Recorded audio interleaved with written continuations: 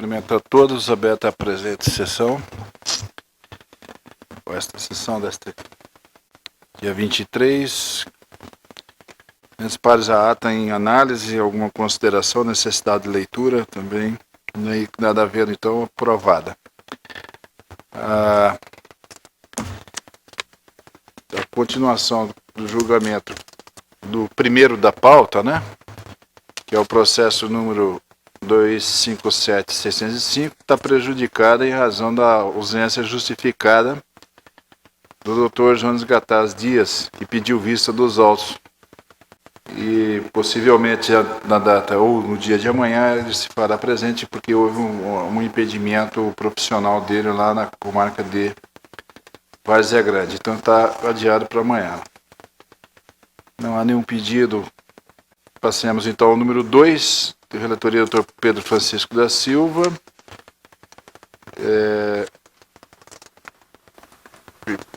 Não sei se seria possível julgar tudo em conjunto, doutor Pedro, porque todos estão com parecer pela desaprovação, né?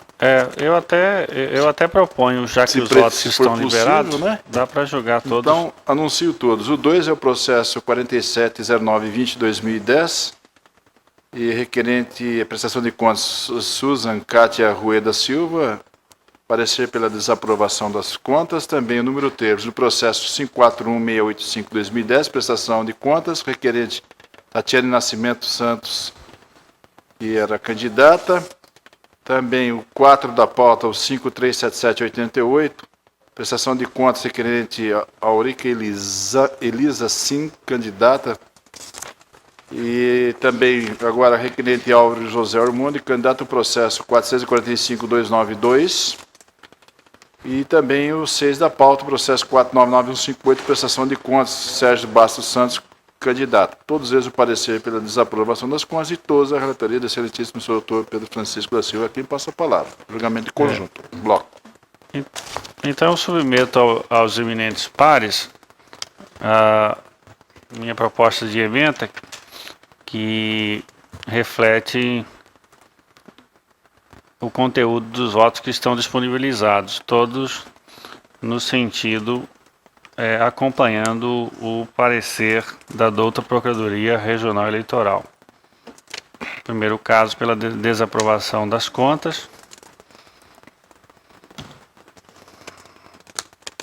Conta desaprovada do PTBR-MT.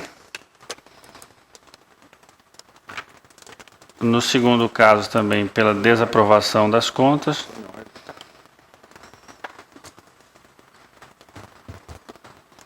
Eleições 2010.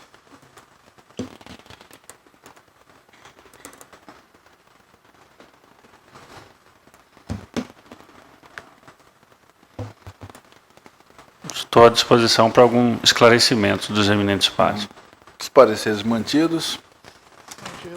Os eminentes pares tiveram acesso aos votos. Se de acordo, podemos então concluir o julgamento desses.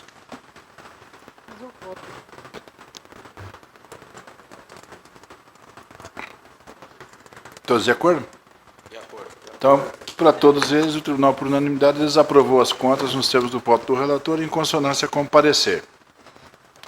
7º da pauta, doutor André Luiz Andrade Posetti, Vossa Excelência, o relator. Processo número 408.398, recurso eleitoral em representação por propaganda irregular, recorrente ao Ministério Público Eleitoral, recorrido Nery Geller, e também recorrido ao Partido Progressista. Palavra ao doutor relator. Trata-se de recurso eleitoral inominado, folhas 62 e 67, interposto pelo Ministério Público Eleitoral, em face de sentença do juiz auxiliar da propaganda, que julgou improcedente a representação por propaganda irregular proposta pelo recorrente contra Nery Geller e o PP, Partido Progressista. A decisão combatida entendeu não haver vinculação de propaganda eleitoral mediante colocação de cavaletes em horários não permitidos, considerando que a irregularidade fora posteriormente sanada pelos então representados. O recorrente alega que restou provada a prática de propaganda irregular mediante o uso de cavaletes em via após o horário permitido, artigo 11, parágrafo 5º da resolução, e que os representados foram intimados para sanar a irregularidade, mas continuaram a colocar os cavaletes após as 22 horas, em ruas e canteiros da cidade de Peixoto de Azevedo, conforme certidões lavradas pelo servidor da Justiça Eleitoral. Pugna o recorrente, assim, o provimento do recurso para condenar os representados Neri Geller e o Partido Progressista na multa prevista no artigo 11, parágrafo 2º da resolução. Nas contras-razões, o recorrido Neri Geller levanta a preliminar de intempestividade do recurso interposto no mérito alega que foi prontamente atendida a determinação da Justiça Eleitoral em remover os cavaletes irregulares na cidade de Peixoto de Azevedo na campanha eleitoral de 2010. Roga, assim, pelo desprovimento do recurso. Devidamente intimado, o Partido Progressista não se manifestou, conforme certidão de folha 98. É o relatório. Relatório. Ouço o doutor procurador.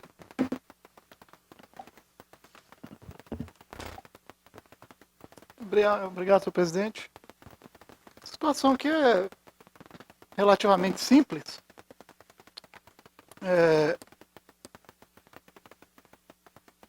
Tenho até convicção de que se o juiz auxiliar da propaganda que proferiu a decisão monocrática ora recorrida ainda integrasse esse tribunal e participasse do julgamento, iria, sem dúvida nenhuma, se retratar, porque a decisão foi manifestamente equivocada, conhecendo, como conheço e admiro o trabalho do Dr. Lídio, que sempre foi um juiz bastante rigoroso. Tenho certeza que foi uma falha que passou despercebida por Sua Excelência.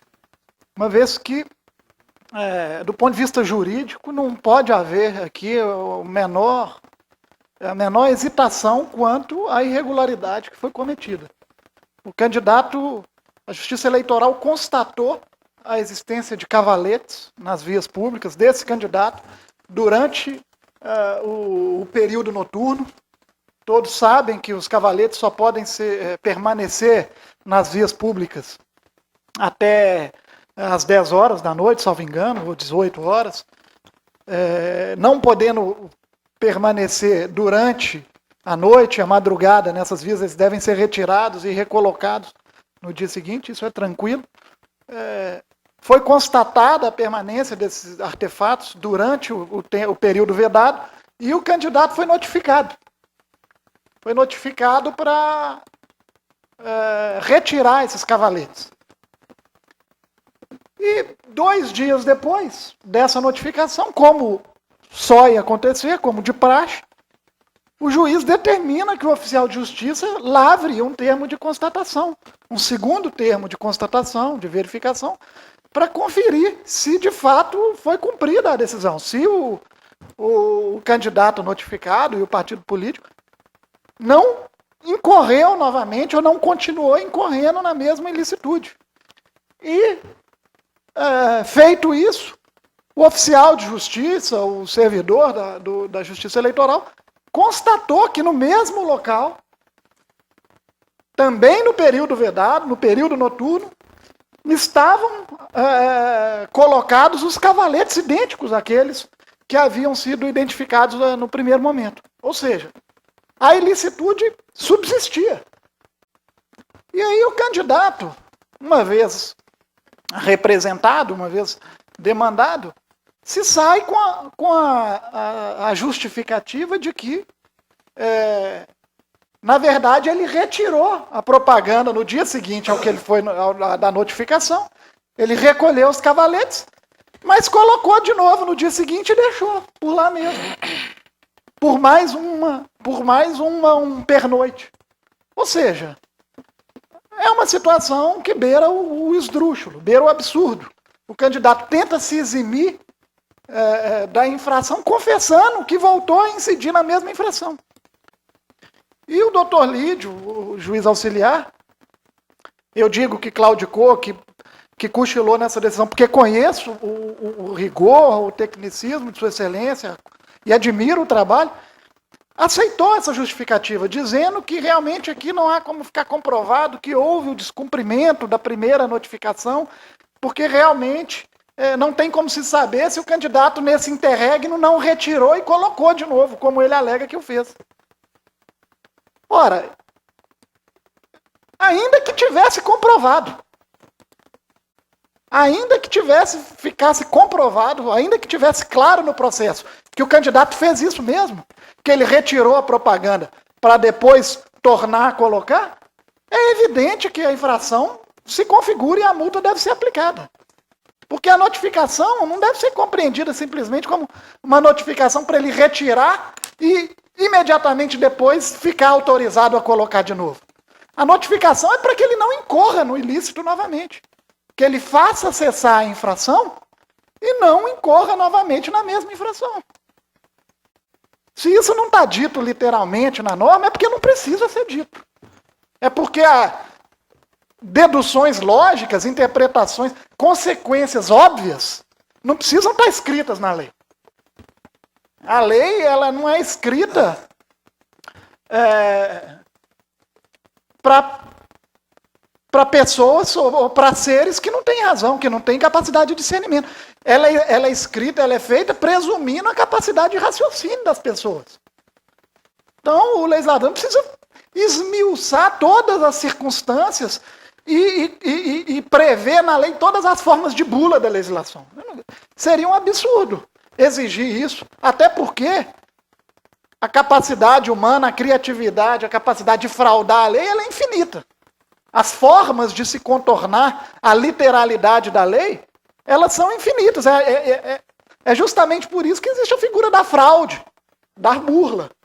Ou seja, quando a lei veda uma determinada situação, uma conduta, ela está implicitamente vedando, isso não precisa estar escrito ou declarado, todas as possíveis alternativas que desembocariam na burla daquela vedação.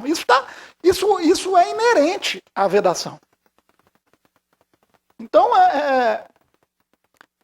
é óbvio que aqui o candidato, ainda que tenha retirado a propaganda, se ele voltou a colocar no dia seguinte, ele responde pela multa.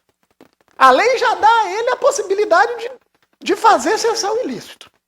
Ele já tem essa colher de chá, vamos dizer, de ir lá e retirar a propaganda. Agora, admitir que se ele colocar de novo, ele vai ter uma nova oportunidade de retirada, e aí pode colocar de novo e vai ter uma nova... Isso é criar uma situação, é jogar no ridículo a legislação e a própria justiça. Então, a lei não pode ser interpretada a ponto de se levar ao absurdo, ao ridículo. Ela tem que presumir um mínimo de eficácia social. Né? É aquela história nós juristas, nós do direito, a gente tem essa mania de buscar pelo em ovo, né? De tentar não se contentar com as coisas simples e tentar complicar tudo. Né? Você pergunta para um engenheiro ou para um economista, o que acontece se jogar um objeto para cima, a resposta vai ser inequívoca. Esse objeto vai subir e vai cair. Agora, você pergunta isso para um advogado, ele provavelmente vai pensar em 1000 exceções, em 1000 circunstâncias, te perguntar se esse objeto está sendo jogado na Terra, ou é na Lua, ou é em... Porque as pessoas criam complexidades que acabam gerando um desgarramento da realidade que cria o descrédito. Então, assim, não é possível levar-se a interpretação literal a esse ponto. Então, senhor presidente, me parece simples, me parece que houve aqui, até de fato, insisto, uma desatenção do juiz auxiliar que julgou esse processo, dado o seu histórico, dada a sua linha de atuação e todas as suas demais decisões durante essa eleição, que foram acompanhadas por todos nós. E eu encerro por aqui, confiando no relator e no pleno, no sentido de que seja corrigida essa falha, seja corrigido esse equívoco e aplicada a multa, ainda que no mínimo legal, enfim, mas para que se faça a legislação prevalecer e que se não se institua uma situação absurda, uma situação de brecha, um precedente que vai levar a uma ineficácia absoluta da legislação para as próximas eleições. Nesse sentido, o nosso pedido pelo provimento do recurso, senhor presidente. Torna a palavra ao relator. Senhor presidente, eminentes pares do outro procurador. Com relação à preliminar de intempestividade do recurso, não merece acolhida a preliminar de intempestividade recursal evocada pelos recorridos. O hora recorrente do Ministério Público Eleitoral foi intimada a decisão ACOR em 21 de 2011, uma sexta-feira. O recurso eleitoral, por sua vez, foi interposto no dia 24 de 1 de 2011, na segunda-feira, tal seja, o primeiro dia útil seguinte, consoante o protocolo de folhas 62. Vê-se, portanto, que respeitado o prazo de 24 horas previsto no artigo 33 da resolução, e com essas considerações rejeita a preliminar de intempestividade do apelo. É como voto. Todos de acordo? Preliminar? Não, preliminar rejeitada. A meu ver, senhor presidente, restou provada a prática de propaganda irregular pelo então representado Neri Geller e o Partido Progressista. No caso concreto em exame, o termo de constatação de folha 6 aponta a existência de cavaletes do candidato Neri Geller em ruas e rotatórias do município de Peixoto de Azevedo após as 22 horas do dia 16 de 9 de 2010. Conforme certidão de folhas 11, os então representados foram intimados às 13h40 do dia 17 do 9 para regularizarem a propaganda irregular no prazo de 48 horas, sob pena de multa eleitoral. No entanto, os representados Neri Geller e Partido Progressista não cumpriram a determinação judicial, já que o termo de apreensão de propaganda irregular, as folhas 12, certifica que foram apreendidos 7 cavaletes do candidato Neri Geller às 2 horas da manhã do dia 20 do 9.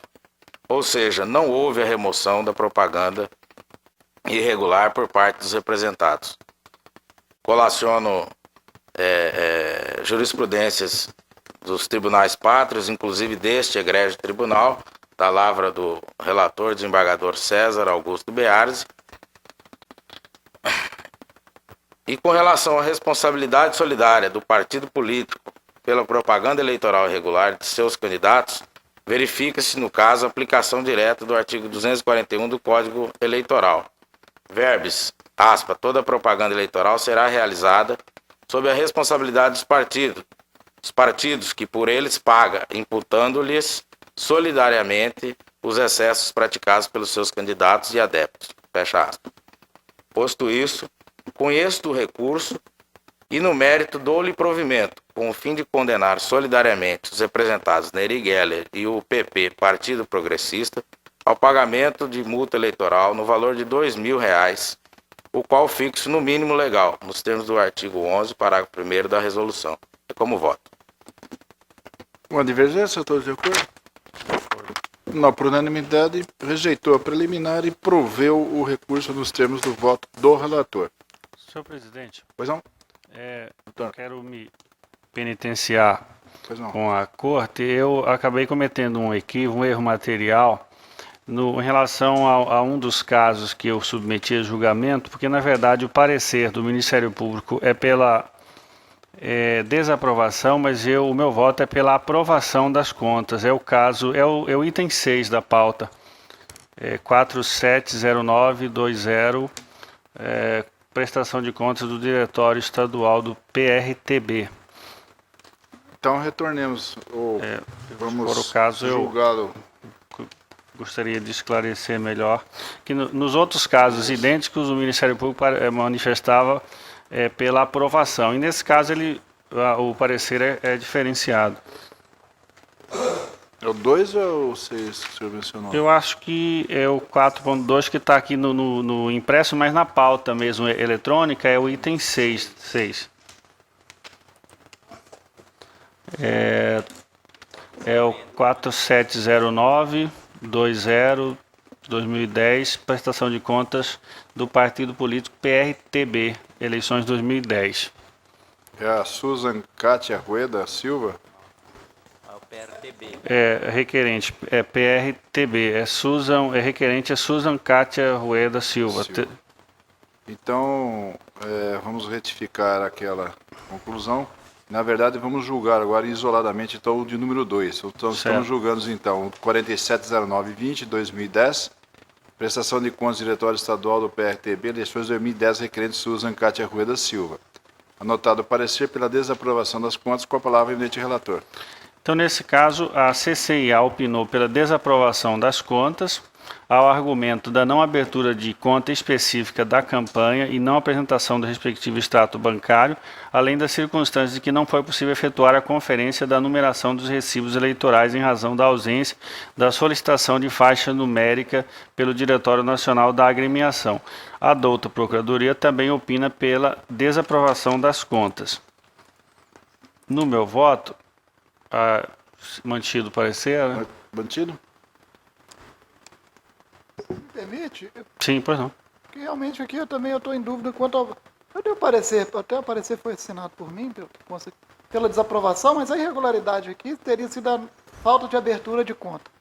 Mas no caso aqui é partido político. É de partido, né? O diretório exatamente. não é comitê, nem é candidato. Eu tenho opinado seguidamente aqui no sentido de que o partido não é obrigado a abrir conta bancária, salvo se ele optar por arrecadar recursos. Me parece que passou despercebido na espécie essa peculiaridade. Eu não sei se o relator saberia dizer se nesse caso teve arrecadação. Não houve Naquele caso que o arrecadação. partido Não houve declara que arrecadação. não. Então eu retifico, senhor presidente, para opinar pela aprovação, porque nesse caso a obrigação não se aplica ao partido político. Então, retificado o parecer Retifico, escrito e constando do parecer oral a conclusão pela aprovação das contas. Retorna a palavra ao relator. Certo. É exatamente nesse sentido que eu estou votando, considerando que não é obrigatório e afastando outras alegações de irregularidade, trazendo jurisprudência desse tribunal e votando pela aprovação da prestação de contas do PRTB relativa à eleição 2010. Unânime? O tribunal, por unanimidade, aprovou as contas nos termos do voto do relator em consonância com o parecer oral. Então, já corrigido, o sétimo da pauta, 408.398, recurso eleitoral perdão, esse aqui já foi também, né? Estamos no oitavo, processo número 1449/2009, recurso eleitoral, processo 34ª Zona Eleitoral, ação de investigação judicial eleitoral. Recorrente à coligação Desenvolvimento com Trabalho Comprovado e recorrido Jamar Silva Lima, José Faustino Lobo. Parecer pelo desprovimento do recurso, relatoria do excelentíssimo senhor doutor André Luiz de Andrade Posetti, a quem passa a palavra. Senhor presidente, eminentes pares do outro procurador, trata-se de recurso eleitoral interposto pela coligação Desenvolvimento com Trabalho Comprovado em face da sentença do juiz da 34ª Zona Eleitoral, que julgou improcedente a ação de investigação judicial eleitoral proposta em desfavor dos candidatos eleitos aos cargos de prefeito e vice-prefeito do município de Brasilândia. Em suas razões recursais, folhas 151 e 156, o recorrente argumenta que a decisão merece ser reformada por haver restado provados o abuso do poder econômico e a captação ilícita e que o juiz teria fundamentado sua decisão apenas nas alegações das testemunhas de defesa. Encontra razões, folhas 163 a 187, os recorridos manifestaram-se pelo improvimento do recurso. A douta Procuradoria Regional Eleitoral, em seu judicioso parecer, folhas 233 a 236, opina pelo improvimento do recurso. É o relatório. Relatório, parecer oral. Mantido escrito, excelência. Palavra. Compulsando os autos, de forma específica, as provas colhidas durante a instrução processual, em especial a prova testemunhal, não restou comprovada a prática de captação ilícita de sufrágio, artigo 41A da Lei 9.504/97, tampouco o abuso de poder econômico ou político por parte dos requeridos. Para uma melhor compreensão, transcrevo trechos da sentença. As folhas 83, a testemunha Esda Lopes Faria não pôde esclarecer sobre a ocorrência de compra de voto no dia da eleição. Trouxe aos autos a notícia de que reside em frente à farmácia da senhora Gleide e que não viu nenhuma movimentação estranha naquele estabelecimento comercial. Por sua vez, a testemunha Rosilane Figueiredo Campos, as folhas 85, asseverou que no dia da eleição, por volta das 8 horas, chegou à residência da casa da senhora Gleide, sendo que lhe pediu para que ficasse com ela, pois havia boatos de que iriam fechar a farmácia.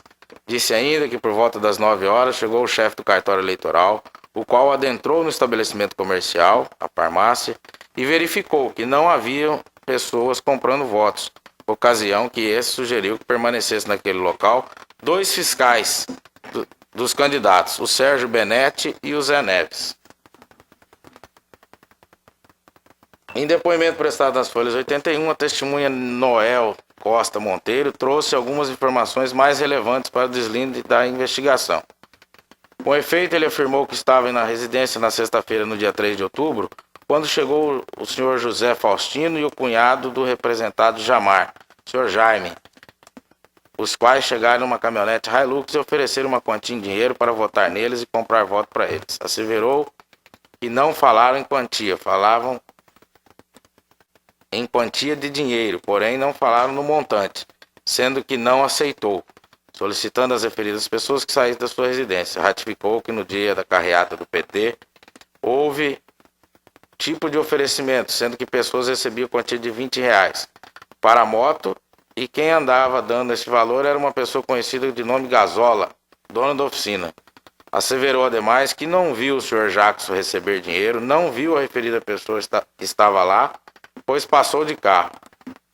Esclareceu que fez declaração mostrada em juízo no Julião Contabilidade e que fez a referida declaração, pois havia terminado a política e na casa da sogra a maioria era do partido PT, os quais começaram a gozar nele depois que o candidato PT havia ganho as eleições. Por derradeiro, afirmou veementemente que não pode afirmar que o representado Jamar tinha conhecimento de compra de votos da relacionada propaganda eleitoral. A testemunha Vilma da Costa Rosa, às folhas 80, não pôde esclarecer sobre a ocorrência de compra de votos na eleição.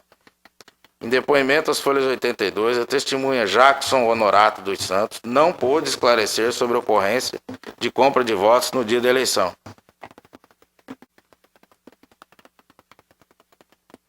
Do mesmo modo, a prova da carreada aos autos, consistente a um CD com fotos de um posto de gasolina, onde, por óbvio, motos e carros são abastecidos, não se extrai nenhum nexo com a suposta compra de votos alardeada pelo recorrente. A jurisprudência do Colégio Tribunal Superior Eleitoral é no sentido de que a prova deve ser robusta. Colaciono aqui um recurso da lavra do ministro Joaquim Barbosa e com essas considerações, em harmonia com o parecer ministerial, eu conheço do recurso e nego-lhe o provimento para manter na íntegra a sentença recorrida. É como voto. Voto. Alguma divergência? Então, o tribunal, por unanimidade, desproveu o recurso nos termos do voto do relator em consonância com o parecer. Também de vossa relatoria, doutor André. O nono da pauta, processo 1451, recurso eleitoral. E ação de investigação judicial, recorrente coligação Unidos por Nova Brasilândia. Recorridos Jamar da Silva Lima. É o mesmo? É a outra Não, ação, na né? verdade, senhor presidente, aqui troca apenas a coligação, que é a outra coligação, Unidos por Nova Brasilândia. O desprovimento do recurso é o parecer com a palavra, excelência. E resumir.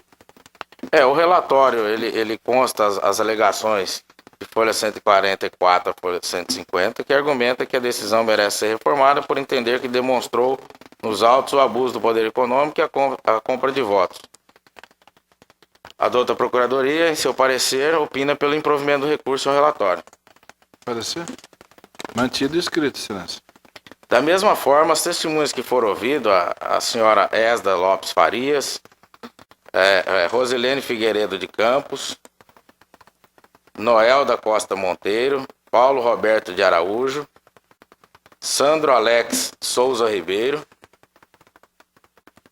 e Walter dos Santos, não conseguiram comprovar a compra de votos. Colaciono jurisprudência do Tribunal Superior Eleitoral e, em harmonia com o parecer ministerial, conheço do recurso e nego-lhe provimento para manter a sentença intacta, a sentença recorrida como voto. Todos de acordo? De acordo. Por unanimidade, desproveu os recursos os termos do voto do relator em consonância com o parecer. Judicial encerrado, né? Passamos então aos administrativos. O processo número 69.204/2011, um processo administrativo de remoção, lotação provisória em cartório eleitoral do município de Sinop, Maria Silva Sorano Mazos Ugaib, analista judiciário. Do voto que fiz, eu concluí pela concessão à servidora.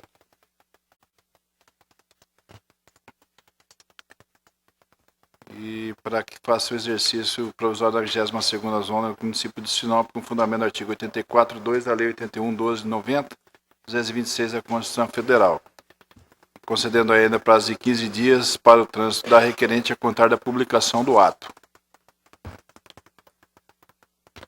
Se todos de acordo, passo ao seguinte.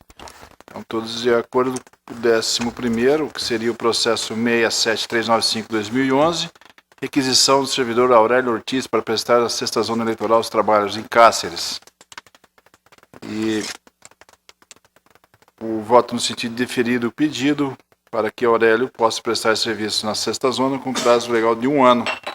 Exercício das funções somente a partir da comunicação da respectiva decisão nos termos pelo juiz eleitoral nos termos da legislação que anotei. Todas as informações das unidades foram favoráveis, de modo que estou votando nesse sentido. Se não houver divergência, passo ao subsequente. Processo número 6765/2011, administrativo, requisição do servidor Luiz Carlos Dilkin para a 22ª Zona Eleitoral em Sinop. Da mesma forma, votei no sentido de deferir a requisição para a 22ª pelo prazo de 1 ano, com exercício a partir da comunicação nos termos da legislação anotada. O número 13 da pauta, o processo 223/2009, processo administrativo, requisição de Maria Cristina Pereira Silva para continuar prestando serviço na 50ª Zona em Cuiabá. A documentação e a legislação anotada permite deferir o pedido de prorrogação de Maria Cristina Pereira da Silva para que continue na 50ª Zona Eleitoral pelo prazo de 1 ano, a contar de 30/11/2011. Se autorizado, posso então passar ao 14º da pauta, que é o processo 63146/2011, designação de juiz para a 50ª Zona Eleitoral de Cuiabá, a gestão de pessoas TRE-MT. Eu, no estudo das considerações que fiz e apresento à Igreja à Corte, eu venho à escolha do excelentíssimo senhor Dr. Paulo Márcio Soares de Carvalho, juiz de direito da 4ª Vara Especializada da Fazenda Pública de Cuiabá, para exercer a titularidade da 50ª Zona Eleitoral com sede na capital, com efeitos a partir do termo de lavratura de entrada de exercício, na lavratura do termo de entrada de exercício nos termos do artigo 10 da Resolução TRE 575/2007, precedida de dispensa da doutora Ana Cristina Silva Mendes, com efeitos a partir de 19/11/2011. Determinei expedir-se a resolução. E são esses os julgamentos que submeto à Igreja à Corte. E as razões estão aqui postas, de cunho especialmente institucional. De modo se todos de acordo. De acordo. Todos de acordo. De acordo, senhor presidente. Nada mais? Então, agradeço a presença de todos, encerro a sessão e convidando os pares para essa solenidade do programa do voto consciente, agora dia 25 de novembro, às 14 horas, aqui no nosso auditório. E é aquele trabalho feito da própria escola, junto à Escola Judiciária Eleitoral, com as escolas estaduais, interessantemente para a conscientização dos eleitores e dos alunos. Nada mais havendo, encerrado.